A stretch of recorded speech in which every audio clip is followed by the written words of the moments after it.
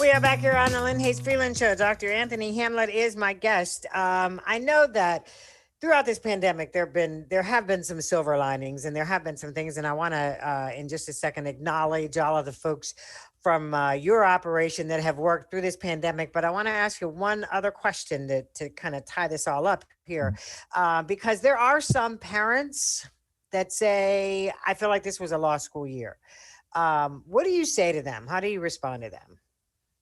I would say I definitely understand their sentiment at this point, but me, I always step into positivity. So for me, it's not necessarily a lost year, but we know our students are learning at their highest or optimal levels, and we know that. So I know there's some learning going on, but what it's supposed to be, absolutely not, because all kids are not accessing remote learning as they should. They don't have the support at home. What a plethora of reasons why. So we know that. That's why we can continue to push to get our kids back into school and back in front of our teachers and back into in-person learning. We know that's the best place for our students and our children to learn. So, we keep talking about opening the buildings, getting back in school, but in reality, you've had people that have worked throughout this whole pandemic. I mean, I hear about what is it, grab and go lunches and those kinds of things. Talk to me about that, because you have been operational this year. Yeah, absolutely. So Lynn, one of the first things we did when we shut down, one of the first conversations we had about how are we going to feed our children. We know the vast majority of our children rely on those two meals they get from school every day, that breakfast and that lunch. And so that was our first conversation, to make sure our students were fed and that wasn't an issue for them. And so our food service workers were on the ground from the very beginning, and they continued over the summertime and all this particular school year. They have been at the school sites and grab and go sites, giving out food and dispensing food to families.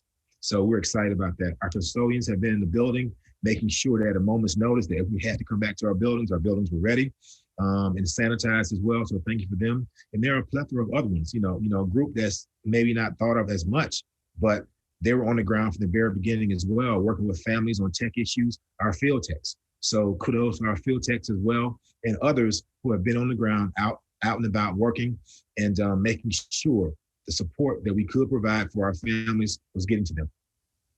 And I want to circle back just to even this breakfast and lunch idea, only because on the radio side, we did a radiothon the other day.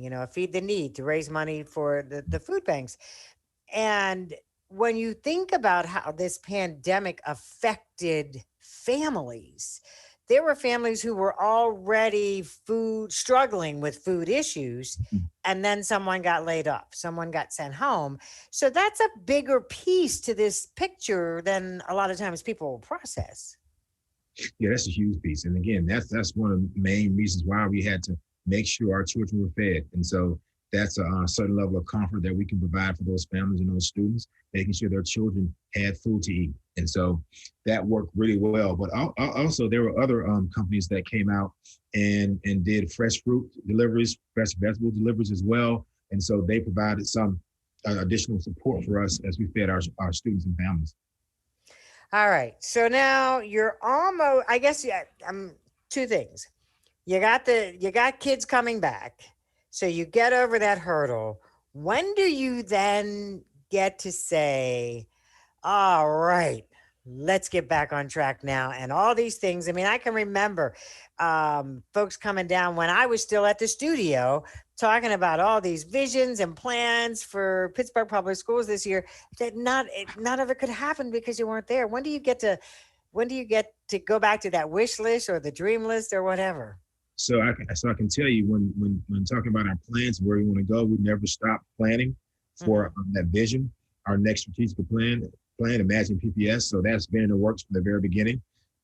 Irregardless of if we're remote or not, we still have to make plans to transform Pittsburgh Public Schools into a better place for our children, our faculty and staff, and our employees as well, but also our community. And so those plans have been ongoing. We're ready to roll out and ready to begin to implement once we get back into our schools. So the work has continued. So the kids will come back beginning in April. School will go until the end of June, mid-June? Toward the beginning of June. Okay. All Roughly, right. I want to say about June 14th, we hit summertime. Okay. But then a lot of, and I'm guessing I don't even remember that much about the Dreamers program, but I'm guessing that a lot of the teachers do work in the Dreamers program as well, correct? Or Well, is it a whole different staff? yeah, no, by and large, the Summer Dreamers program in the past has been roughly about 1,500 students to 2,000 at the most. So there Hmm. weren't as many teachers teaching as Summer Dreamers. But now, as I mentioned before, that we want to make sure we expand summer programming to get as many students as we can into our summer school programs who want to attend. And so we definitely want to expand the number of students who are accessing summer programming in the summer. And so once you're back in the building and things are operating, then those things will open up because let's be honest, we know how fast this time went. April to June is not going to be a long time. And listen, time flies. We know we're making plans. So when it happens, we'll be ready.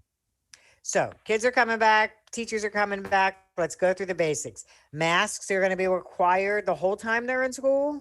Yes, and unless they're eating, you have to have a mask on. You have to, we have ample PPE. We have our sanitizer, our sanitized wipes. We have our physical distancing in place as well. We are still, even though there's a study that's out there and there's a buzz about possibly 3 feet Hmm. is the same as 6 feet. We're erring Right. side of caution here in Pittsburgh Public Schools. We're going to continue to hold fast that 6 foot distancing. Our classrooms are ready for that. On the buses, there'll be physical distancing as well. And so we're trying to be as safe as we can and also mitigate the spread of this COVID virus as much as we can.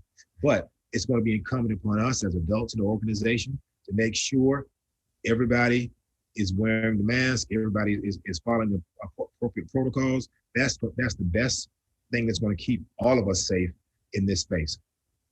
So April 6th, you start back. I'm thinking around May 6th, we're going to get you back on the show and see how Hey, that first month went.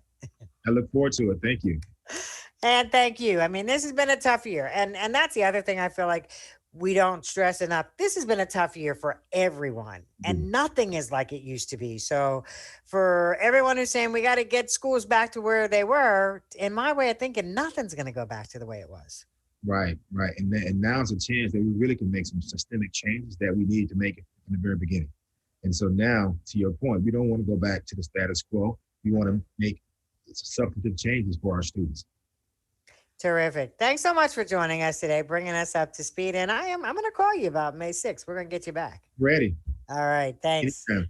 Thank you, Lynn. All right. Thank you.